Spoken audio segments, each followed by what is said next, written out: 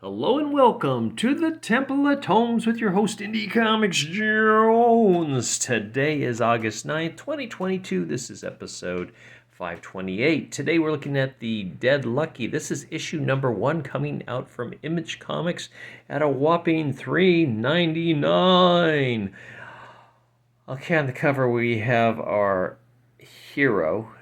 She actually turns into this hero in this comic. It's not really described why, but she has a premonition about it. She's wearing like a Day of the Dead type mask here.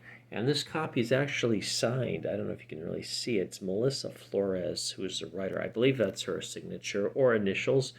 I didn't know it at the time. When I brought it home, started reading it, I noticed it. So I guess they had a signing at the comic book store, the Comic Bug in Manhattan Beach. And I was lucky enough to pick one of the extra copies up.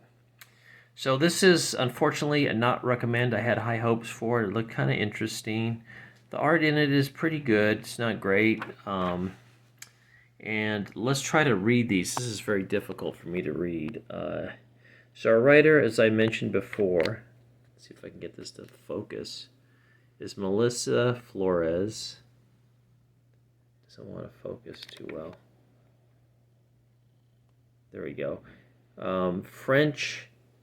Kallneer, I'm not sure how to say that, I apologize, is the artist. The colorist is Mattia Lacano, and the letterer is Becca Carey. So it starts off with a cliche right off the bat. And I don't know if I can get this to say, there it is. It's the same dream every night. Okay. So she's dreaming, the main character's dreaming she's become this incredible being, and she's representing death. As it puts, it's an incarnation of death, as we find out. This is the dream that she's telling to her psychiatrist. She's got PTSD, according to this psychologist here in this wonderfully huge office in San Francisco. This is in the future. Okay. So, San Francisco doesn't look that bad. But we're going to find out later that it is bad. They're actually evacuating the city due to safety concerns and other things. So anything, this psychiatrist is very mean. Anything she divulges to her, she kind of just shakes off and writes negative notes on her tablet there about it. So when her session's up, she wanders out into this modern San Francisco cityscape. She comes across the Morrow Corporation guard here. Morrow Corporation's taking over San Francisco one quadrant at a time, and they're working with the San Francisco Police Department. And what you're going to see in here, the men in here are probably pretty much just very minor characters. The women are the main protagonists. So she wanders around. She keeps seeing the Morrow logo everywhere she goes. She walks over to Chinatown. I think she's half Asian, half Hispanic. I believe that's what it is. She goes, sees her parents who are hanging on to this restaurant, trying to keep it going, and they've been asked to leave the city, and they're saying, no, we're going to stay. So as you can see here, we've got, this character shows up later as well. It's at the San Francisco Police Department, policewoman there. And so they kind of go back and forth. They're serving dinner to this Morrow employee who's trying to buy their business, and they're saying, no, we don't want to sell, and they're saying, well, you're at your own risk if you stay behind. And our hero here just kind of stays in the background. I can't remember what her name is. Okay, so Morrow Corporation's also introduced these walkie-talkie enforcer robots as well, and they're supposed to be working in conjunction with the city. Now there's a rival gang called, I believe, something like Chaos, that is striving to take back the city. It's not clear why they are so aggressive, whether or not they're bad or good. I'm assuming they're probably pretty good. They just don't want the moral corporation there. So there's all these underlining opinions. I guess the Democrats have done such a poor job that they've just sold the whole thing to a corporation and skedaddled. If you're familiar with San Francisco, it is very, very Democrat, and doesn't look that bad in these pictures though. It looks pretty nice. So she goes to her friend Eddie, who's best friend, and I guess at one point they even became lovers. Just kind of, but no longer. Now they're just friends again. It's gone back to that.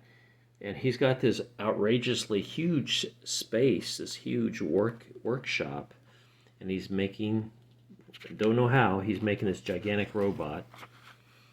And they pull it away. I think they call it Ghost, if I'm not mistaken. And he's asking her, I guess, to drive it. So all of a sudden, we've got this situation where the robots are called to another quadrant, leaving the Moro employee and the policewoman, who's kind of like escorting her. They're kind of working together, alone in the city, and the city starts rocking. The chaos group shows up. And as you can see, they're creating all sorts of havoc. I don't know what. So they're calling for backup, and they're not getting a response. Suddenly, the police car gets crushed by the ghost machine driven by our hero. I don't remember when. She's like, "Oh, so sorry, I smashed your vehicle." And then the chaos group says, well, we're going to pick that thing apart. And so they attack it, and there's a little bit of a fight that ensues. It's a little bit hard to tell exactly what she does. I guess she does a thunder punch to the street that throws up everybody in the air. They're shooting at it. It's not working. It electrocutes one of the attackers. You can see like this bones. I don't know if that's supposed to be... I thought it was like a female, but I'm not even sure. Yeah, so they finally are able to take it down with some kind of bazooka, and they're thinking that they're okay. Then our hero starts seeing ghosts of her dead companions from her squadron, and she suddenly becomes the superhero of her dreams as she emerges from this thing. And you can see that she's got, I'm not quite sure what's happening, if she's brought the ghost thing back to life. I'm just not sure. But they figure out it's not a Moro. They figure it's something else. So that's supposed to be the big thing. Meanwhile, she collapses on the sidewalk there. Her friend Eddie kind of pops out and touches her, and he gets zapped and goes into kind of a coma. And this arresting police officer says, please help me, I didn't do anything, he needs help. And they become fast friends, of course, as they're all eating together, talking it over at the cafe again. So I guess this woman is his sister. I don't know if the wife, it's never really explained who she is, but she shows up, takes over for our hero here, who's with Eddie in the hospital. And she goes back to the lab, this nice space in San Francisco. That would cost a fortune to have. And she finds her old dog tags, and she puts them on, and lo and behold, she turns into that superhero by putting the dog tags on. So, yeah, I'm not really into it. This is Trauma. Can't recommend this, unfortunately. I mean, if you liked what you saw, go ahead and buy it. It just wasn't for me. And then you got letter column here. A lot of letters. Here is the cover, I believe, for the next one. Looks like they got the chaos group attacking again. I don't know if they're good or bad or what. But we'll find out, I guess. Not today, but maybe tomorrow. Okay, so there you have it. Not recommend. Thank you so much for stopping by and listening to this review of, and watching this review of The Dead Lucky. Unfortunately, it's not lucky enough for me to recommend, but you may like it. Check it out if you wish. If it looked good to you, go ahead and check it out. The story's not too compelling to me. The art's fine. A little confusing at times. I read it twice, but yeah, it's just not a recommend. So thank you very much for stopping by. Please like, please subscribe if you haven't. Please leave comments if you wish. And we'll see you next time at the Temple of Tomes. This is Indie Comics Jones bidding you adieu.